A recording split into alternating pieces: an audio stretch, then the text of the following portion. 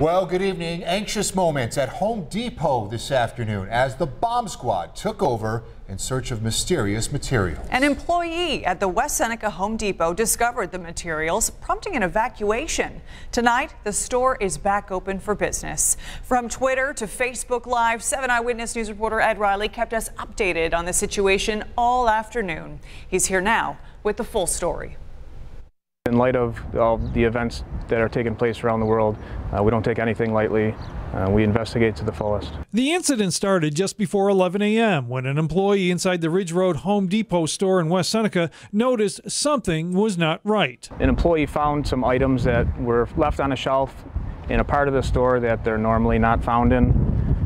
They determined that they were left in an area, and the way they were left was suspicious to them. Home Depot management ordered the store evacuated. West Seneca Police responded and called for the Erie County Sheriff's bomb squad to help. They took x-rays of the area. The sheriff's bomb robot was not used, but members of the bomb squad suited up in special body armor and went in to investigate. Determined that there was no immediate threat, but they did package the device and they took it with them, and they were going to do some further testing out at their range. Police declined to give too much information about the items for fear of copycats. West Seneca Police saying only that they were in a 12-inch box that was placed in the store's lighting section. And it was between two boxes. It wasn't hidden so much, so you could see it as you were walking right by. One of the things that did help was having the Homeland Security Conference in Buffalo today, where the sheriff's bomb squad was participating. They were here within 20 to 30 minutes. Employees were let back in, and the Home Depot reopened to the public around 1 p.m. The examination of the device by the Erie County Sheriff's Office will now play a key role in determining where the investigation goes from here. In West Seneca, Ed Riley, 7 Eyewitness News. Thank you, Ed. Well, if you made your way around Niagara Square this morning, you may have noticed this. A Niagara County helicopter landing in the middle of downtown Buffalo. This morning, dozens of emergency professionals from across the country gathered in Niagara Square to see this special equipment used by both Erie County and Buffalo Police. This gathering is all part of a national Homeland Security conference taking place throughout the city. We are always on the lookout for issues associated with national security in this region because of the amount of visitors that come to Niagara Falls and Buffalo on an annual basis from across the globe. And we can't take security lightly after all the things we've seen across the world today. This national security conference wraps up tomorrow.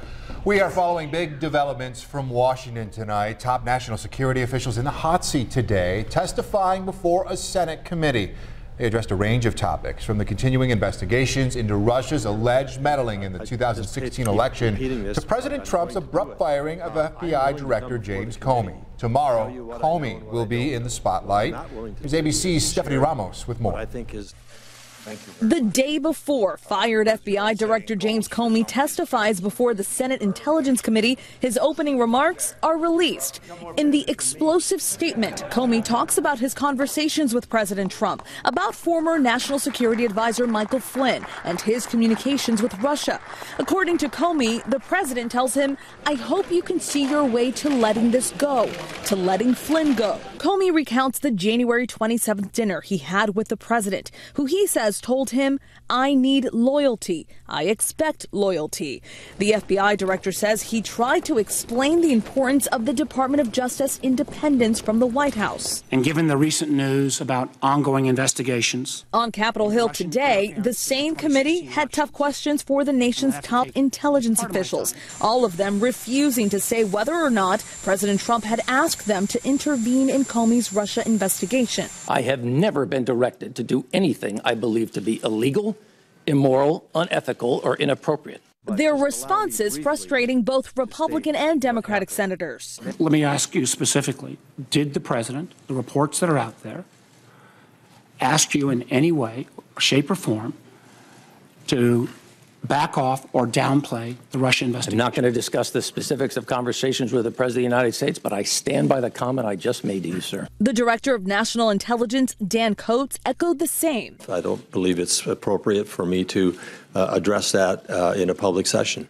In James Comey's prepared testimony, he also details the 3 times he told President Trump he was not the subject of an open counterintelligence case, meaning he was not personally under investigation at that time.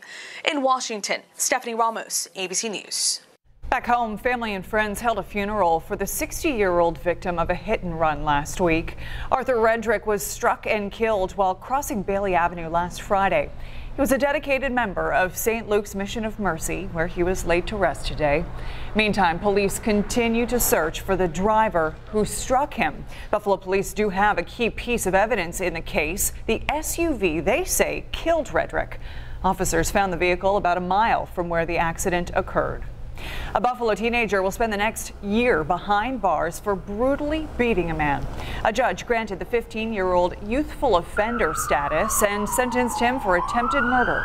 The defendant and 2 other teenagers stomped a 64-year-old homeless man last September, fracturing his skull. The 2 other teens involved in the attack received 7 years in prison. Buffalo streets will be getting a clean sweep over the next few weeks. Buffalo Mayor Byron Brown kicked off his citywide program today. Over the next 6 months, look for dozens of, quote, sweeps in different neighborhoods throughout the city, and community groups will be joining in on the efforts to take their neighborhoods back. So I can say that now. So we are committed to this community. We are committed to our residents. We want to figure out, how do we improve not only our schools, but how do we improve our community as well. The clean sweeps are a combined effort by both the city and volunteers at the Save Our Streets Task Force. This picture we first brought you yesterday has been getting a lot of attention and generating a lot of questions on our social media pages. It shows 72 ticks plucked from this local dog. Today, reporter Allie Toohey took your questions and concerns to the Erie County Health Department. Allie, what do they say? Well, Ashley, Erie County health officials tell me they don't track locations from tick complaints unless one tests positive for Lyme disease. So tonight, they weren't able to tell us where they're most prevalent. It's safe to say, though, they're in every corner of the county. Much like national trends, Erie County is seeing an uptick in the insects. Officials say it's something they were anticipating, though, because of the mild winters the past few years. Pete Trippi is with the Erie County Health Department. He says the county doesn't spray any pesticides to help tackle the problem, but there are ways you can protect yourself, like wearing DEET or avoiding tall grass or areas with wooden brush. Ticks will breed in them. That wet, leafy litter is where they lay their eggs. They lay dormant and then they hatch out when the temperatures are right. Usually I let him go off leash and adventure, but I feel kind of nervous to do that now. Yeah, I've heard from countless pet owners the last several days worried about their 4-legged friends. The best thing you can do is give them preventative tick medication. Also, make sure you check them for ticks if they've been in one of those problem areas where ticks tend to hide. We're live in the newsroom. Allie Toohey, 7 Eyewitness News. All right, thank you, Allie. Well, the wet weather certainly playing a role in the increased tick population, but it looks like we are finally in the midst of a dry spell here. 7 First Alert Chief Meteorologist Aaron Minkowski is outside tracking your 7 First Alert most accurate forecast. Hi, Aaron. Hey, Jeff. Just about perfect outside right now. Blue skies here in downtown Buffalo. Temperatures that are very comfortable and winds that are light. Let's take a look at our Skywatch 7 view out over Lake Erie. And oh, isn't that gorgeous? Take a look at currents, 69 degrees, winds out of the northeast at just 9 miles per hour. Your weather headlines, it'll be cool tonight with some fog in some of the valleys across the southern tier. Mid-70s return for Thursday, Friday, and Saturday, and 80s get back in the weather forecast as we head into Sunday. Satellite and radar showing high pressure across the Great Lakes. That's going to build in across the area overnight tonight and bring us those clear skies. And for the most part, we will be dry on Thursday, except for a couple of showers that'll pop up inland away from the lake. Quite a range of temps. You have low 60s near the state line, low 70s near Lake Ontario. Like I mentioned, warmer weather is on the way as we head into the upcoming weekend. We'll talk all about that with my full forecast straight ahead. All right, sounds great. Thank you, Aaron. Well, today we are hearing more about the arrival of Strategic Financial Solutions here in Western New York. The New York City-based company looking to begin generating 1,500 jobs this fall when they open a new location in Amherst. The company looking for sales consultants, financial consultants, and more. So, what is Strategic Financial Solutions? Well, it's a financial services company that provides comprehensive debt relief solutions for people in difficult financial situations. So, why choose Western New York? The company's CEO says Buffalo's great reputation is what drew them in, and they can't wait to get to work and grow roots in this community. We did fall for Buffalo. We felt for the people. We felt for the energy. We love your pride. We love your pride in your city, in your towns, in your jobs. It's something that, is energetic. It's something that, Strategic believes it can really feed off of. Strategic Financial Solutions will be located at Amherst International Park off Ware Drive near Youngs Road, which is near the Buffalo Niagara International Airport. Well, officials from Strategic Financial Solutions made it clear that one of the reasons why they came to Buffalo is because of our millennials. We have a strong millennial population here, and it's proving that Buffalo is one of the places to be for millennials. Just look at this study from time.com. It shows that Buffalo is number 12. Let's click on this here. Is it going to work? There we go. We've got it. According to time.com, Buffalo is number 12 on a list of 25 top cities where millennials are moving to. So coming up at 5:30, our Josh Bazan takes a closer look at some of the incentives for businesses as well as career-driven millennials. Some wonderful news concerning the new Children's Hospital because of the support from Variety, children's charity of Buffalo and Western New York. The rehab center at Oshai will be named the Variety Tent Robert Warner Rehabilitation Center. That center is scheduled to move its new location in the Conventus building on Main Street in October. That is great news. Can't wait to see that. Straight ahead on 7 Eyewitness News at 5 on this Wednesday, a storm rolls in while cameras roll on. We'll explain why this is a welcome sight for many. And a traffic stop turns violent when a suspect takes off with a police officer in tow. I definitely have noticed a lot more people moving to Buffalo the past 5-6 years, especially. And once again, all new at 5:30, millennials are flocking to Buffalo. What's the draw? But first, today's the day you can apply for the Excelsior Scholarship Program. Are you ready? The local college is ready? We'll take a look. You're watching 7 Eyewitness News at 5.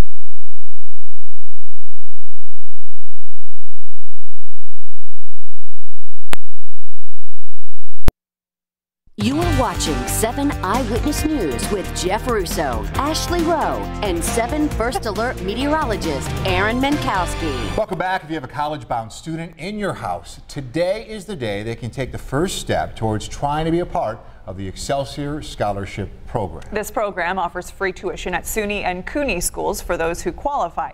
Today is the first day you can apply. So, are you eligible? To qualify, families of full-time students need to be earning under $100,000 a year. That goes up to $125,000 next year.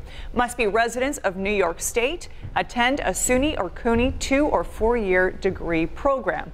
Must take 30 credits per calendar year. Plan to live and work in New York following graduation for the length of time that they participate in that scholarship program.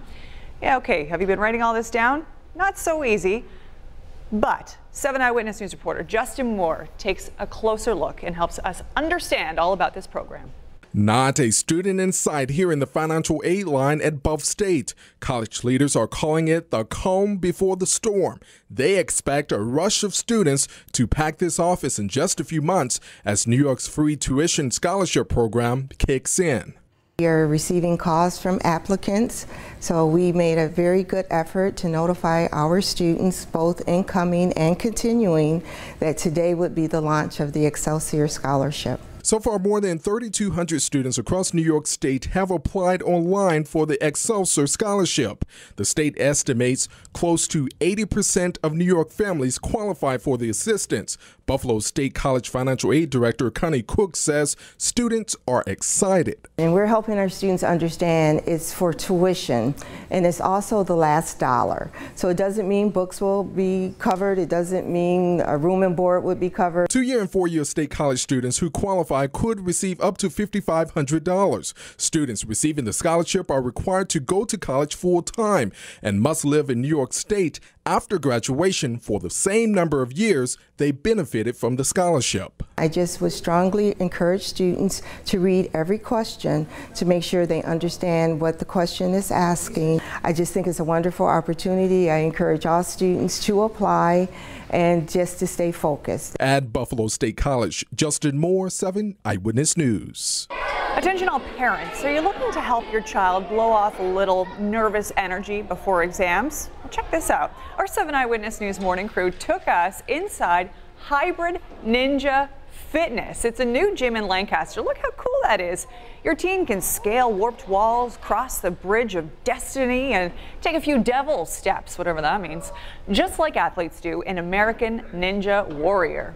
I like to challenge myself, so if there's something I already know how to do, I like to move on to the next thing until I get it, then try something harder.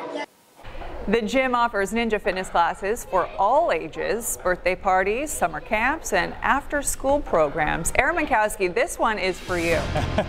Yeah, you'd be all true. about that, right? I mean, I love that stuff. You love that stuff. Didn't start, at that age, but all about it. And I will say this, when you have a tough stretch of weather like we've had, meteorologists really take the brunt of it, but you may be one of the most popular people in Western New York when you have a day like this. I know, I can't wait to get back outside to do the weather because it is gorgeous out there. Take a look at our Skywatch 7 view and look at that shot across Lake Erie. Wow, just beautiful. The waters are nice and smooth. We have 69 degrees, winds out of the northeast at 9 miles per hour, 69 in Buffalo, 71 up in Niagara Falls, 64 in Jamestown. Some more cloud cover for Bradford and Olean and Coudersport, keeping temperatures into the low 60s. Winds are relatively light out of the northeast right now, just 9 miles per hour in Buffalo, 10 miles per hour in Niagara Falls. So light winds and clear skies overnight. Temperatures are really going to drop. You're going to find temps in the upper 40s to low 50s tomorrow morning, and then Thursday afternoon, temperatures well into the 70s for most of you. It'll be in the mid-70s for Niagara Falls and Middleport. Looking at our 7 Super Doppler, scanning the skies.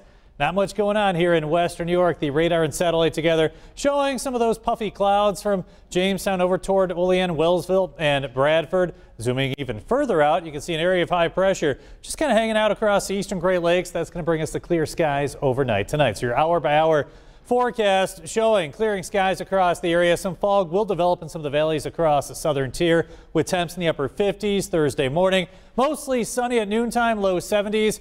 Can't rule out an inland shower or two with temps in the mid-70s Thursday afternoon. So again, you can see a couple of showers popping up well inland away from Lake Erie late Thursday. Then we head into Friday, good deal of sunshine. Maybe a passing shower. Odds are you're going to stay dry and enjoy the sunshine. Saturday morning, you can see some showers across the area with some more sunshine Saturday afternoon. Your forecast then for tonight, mainly clear, 40s down across the southern tier with some valley fog. Your official low down to 52 degrees. On Thursday, your high 74, mostly sunny and warmer with those isolated afternoon showers. Again, down across the southern tier, mostly well inland away from Lake Erie. Then we take a look at our 7 First Alert 7-day forecast. On Friday, we're in the mid-70s, partly to mostly sunny, maybe a stray shower, but odds are you're going to stay dry.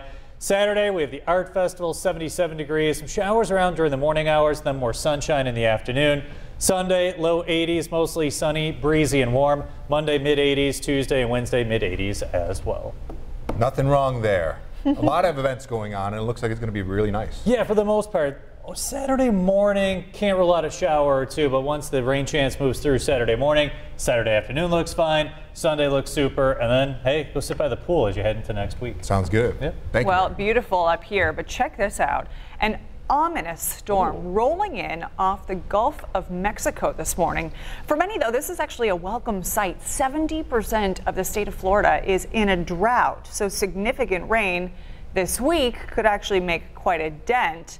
And Aaron, your pals say 4 to 8 inches of rain could fall over the next week. So good news, I suppose, for all of those people who have just been desperately waiting for that rain to give them some relief from that drought. Truly is. It's still, the ominous is the perfect word for that, isn't it? Yeah, it really is. Straight ahead on 7 Eyewitness News at 5 tonight, a man climbs a legendary mountain face with no strings attached. You have to see this to believe it. And all new at 5:30, are you planning to hit a yard sale in the next few weeks? We'll show you some items to avoid.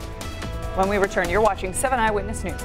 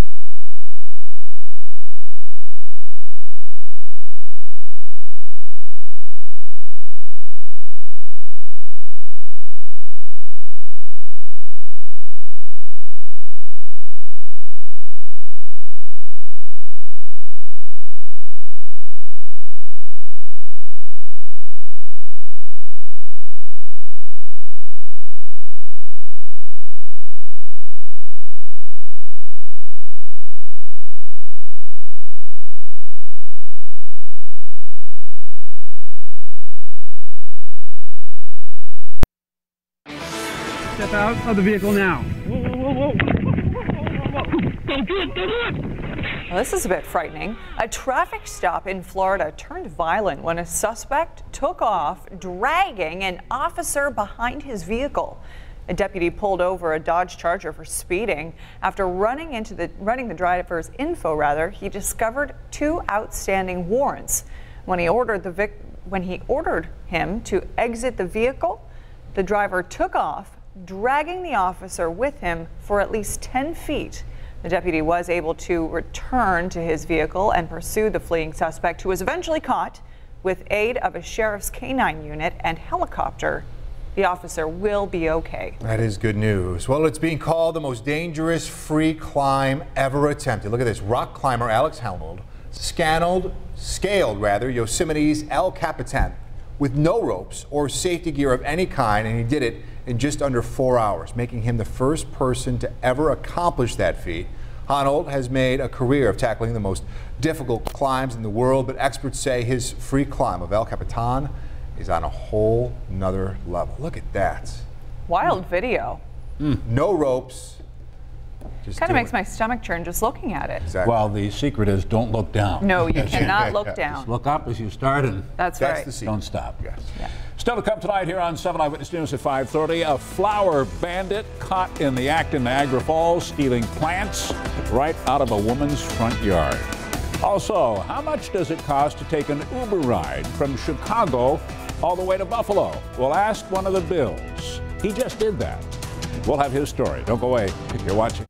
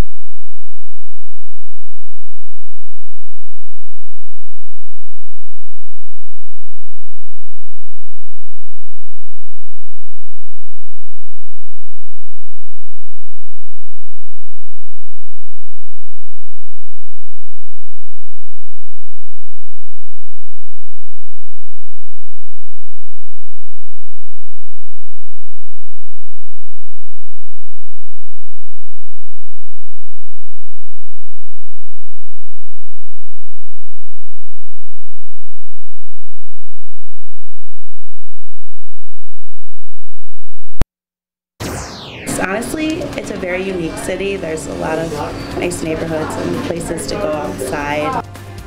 All new tonight on 7 Eyewitness News at 5:30, how the Buffalo region is attracting millennials. They're coming home to Western New York now in droves.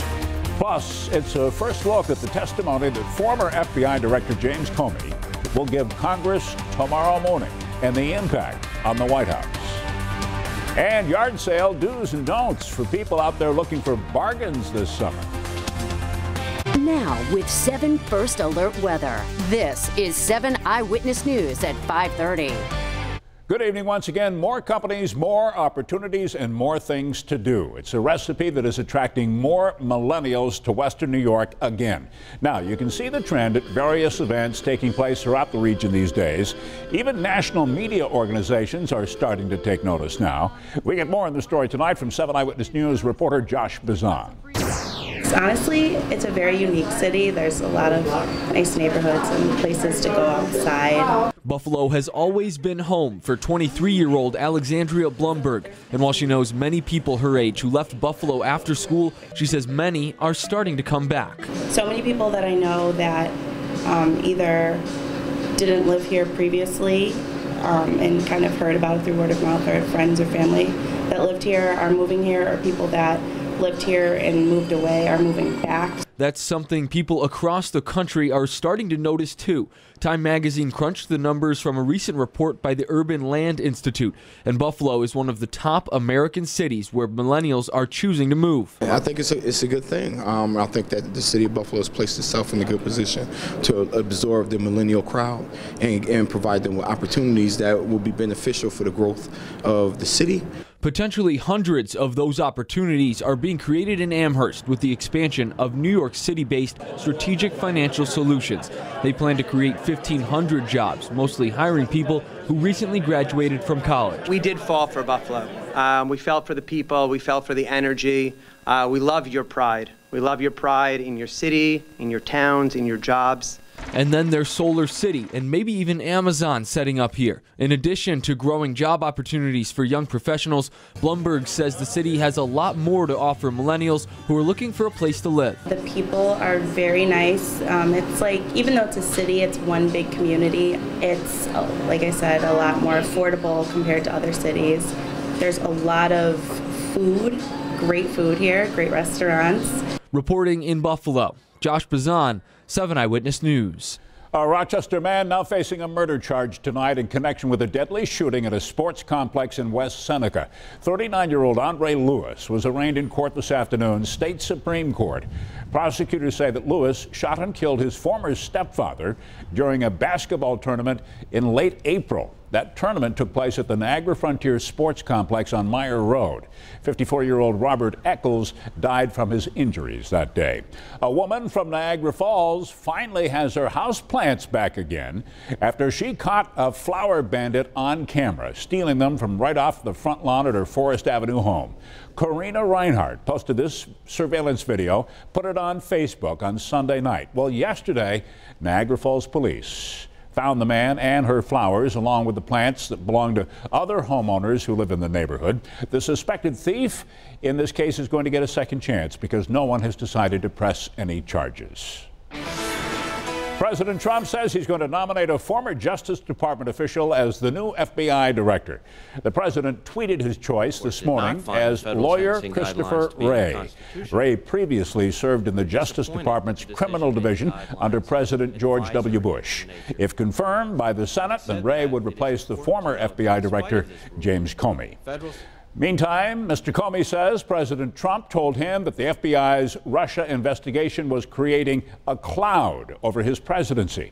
Comey also says the president asked him what they could do to lift the cloud. All of this today comes from prepared testimony that Comey plans on giving to the Senate Intelligence Committee tomorrow. With all that is going on in Washington right now, there are many Americans wondering, what about the people's business? With so many sidebar issues and controversies taking up the time of so many people, is anything actually getting done in terms of running the country and making life better for Americans? I put that question to ABC News political director Rick Klein. With what's going on, is it good for the country in the long run, do you think, in your mind? Well, it's hard to say. I think that this storyline that James Comey is going to talk about in Russia meddling is an important story that with broad ramifications. I don't think it's the business that the people of the country feel like Washington is there to represent. It may be inevitable, but I think getting to that business, getting back to the president's agenda or the congressional agenda, the Democratic agenda, those are the things that probably have a lot more impact on people's lives. This is a lot of noise from the people I talk to around the country, but it does seem like it's unavoidable noise. These are big, important issues that are being grappled with, even if they're crowding all other very important issues themselves. Remember, keep it right here on 7 ABC and our WKBW social media pages for the very latest from Washington as the former FBI director testifies in D.C. tomorrow morning. ISIS claiming responsibility now for 2 brazen attacks in the Iranian capital city of Tehran. Authorities say 12 people are dead, more than 40 others have been injured in these simultaneous attacks at Parliament and also at the tomb of the Ayatollah Khomeini.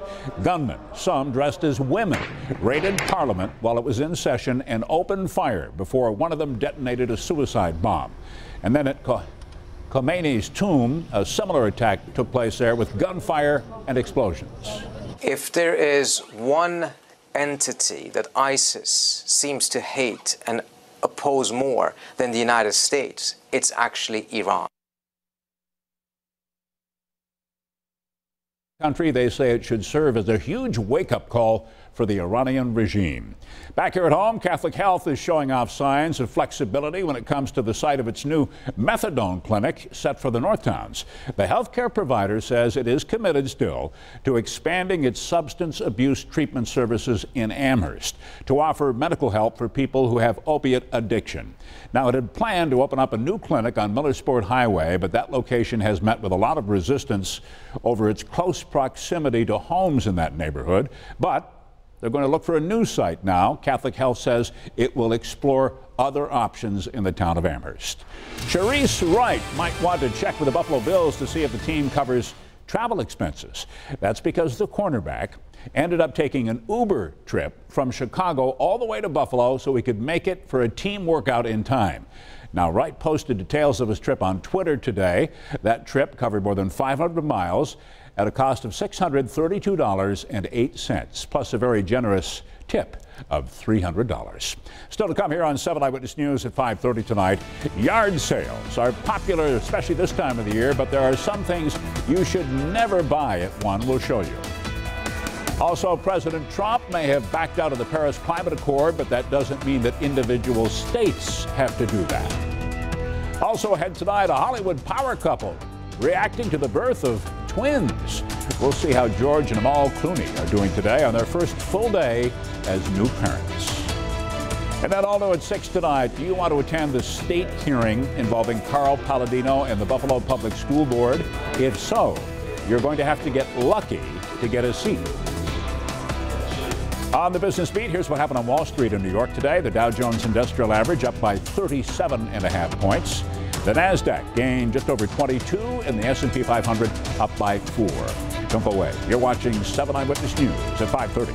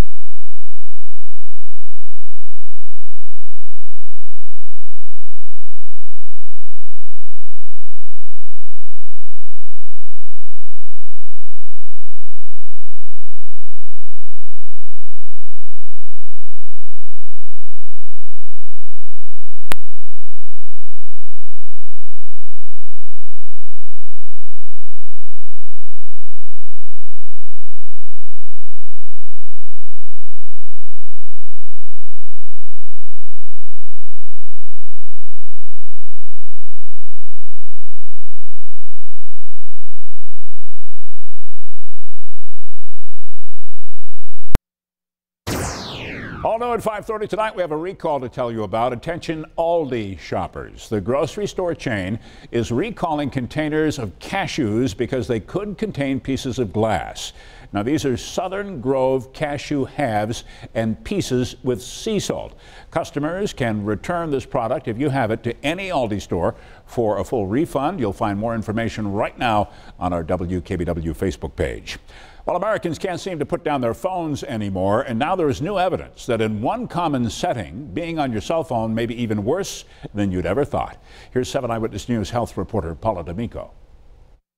Americans are dependent on their cell phones, with many of us finding them hard to put down even when driving. Now, a new study reveals that driving while talking is dangerous even if you aren't holding or looking at your phone at all. Researchers at the University of Iowa conducted an experiment in which subjects were asked to answer questions during a driving simulation. Researchers used computers to track the driver's eye movements. What the eye tracking revealed, well, those engaged in conversation had a delay in their eye movements of about 40 milliseconds. Doesn't sound like a lot, but these delays, researchers say, can add up. Even a split-second delay can spell disaster. The bottom line, when you're behind the wheel, keep that phone off and your mind on the road. Stay healthy, Western New York, with today's Health Minute. I'm Paula D'Amico, 7 Eyewitness News. Still to come here on 7 Eyewitness News at 5:30 tonight, we'll have some tips on what you should never buy if you go to a yard sale. It's also you don't waste your money. You're watching 7 Eyewitness News at 5:30.